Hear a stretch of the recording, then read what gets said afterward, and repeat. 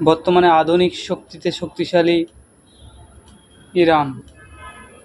ইরানের হাতে আছে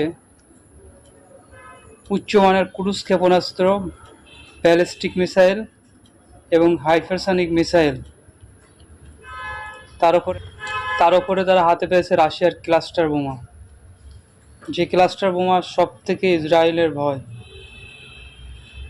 ইসরায়েলের ভয়ের একমাত্র কারণ হলো ক্লাস্টার বোমা, যেটা কিনা মিসাইল নয়, মিসাইলের মতো, যার মধ্যে হাজারো ছোট ছোট বোমা থাকে।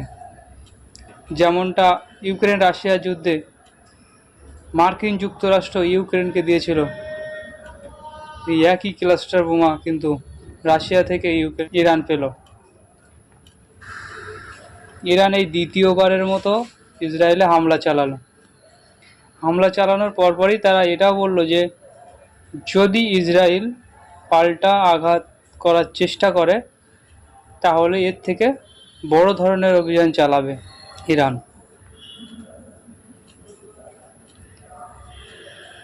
এর আগে ইরানি কনসুলেটে হামলা হবার পরে ইরান যখন হামলা করেছিল ইসরায়েলে, তখনও কিন্তু অপারেশন পমেস হামলায় তারা কিন্তু এটা বলেছিল যদি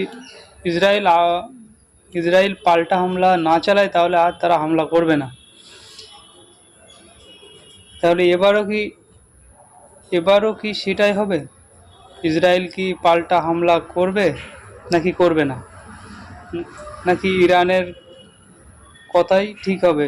তারা হামলা চালিয়েছে, বৈধ একটা হামলা চালিয়েছে, তাদের হামলা বৈধ। এই বৈধ হামলার পিছনে তারা বিভিন্ন কারণ দেখিয়েছে এবং ইরান এটাও বলেছে যে যদি ইসরায়েল পাল্টা হামলা না করে তাহলে তারা আর হামলা করবে না। তাহলে কি ইসরায়েল আবারও ইরানের কথাই শুনবে, মার খেয়ে চুপচাপ থেকে যাবে, নাকি আবারও হামলা চালাবে? এটাই শুধু সময়ের অপেক্ষা। তবে ইসরায়েল যদি হামলা চালায় তাহলে ইরান কিন্তু আবারও পাল্টা হামলা করবে। তো বন্ধুরা, সমস্যা এই জায়গায়,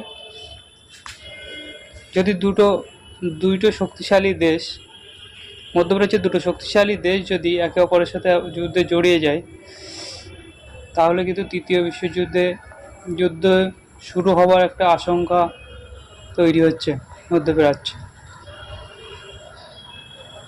ইসরায়েল কিন্তু শুধু ফিলিস্তিনের সঙ্গে যুদ্ধ করে ক্ষান্ত নয়, ইসরায়েলের পুরো ফিলিস্তিন, লেবানন, সিরিয়া, এই যে বিশাল একটা ল্যান্ড কিন্তু ইসরায়েলের প্রয়োজন, সেটার জন্যই তাদের এই যুদ্ধ। যারা ভাবছো ইসরায়েল শুধু বন্দি বিনিময়ের উদ্দেশ্যে এই যুদ্ধ চালাচ্ছে, তারা ভুলের স্বর্গে বসবাস করছে। ইসরায়েল শুধু বন্দি বিনিময় বা বন্দীদের উদ্ধার করার জন্যই এই যুদ্ধ পরিচালনা করছে না। তাদের উদ্দেশ্য ফিলিস্তিন, গাজা এবং ইরাক, সিরিয়া, লেবানন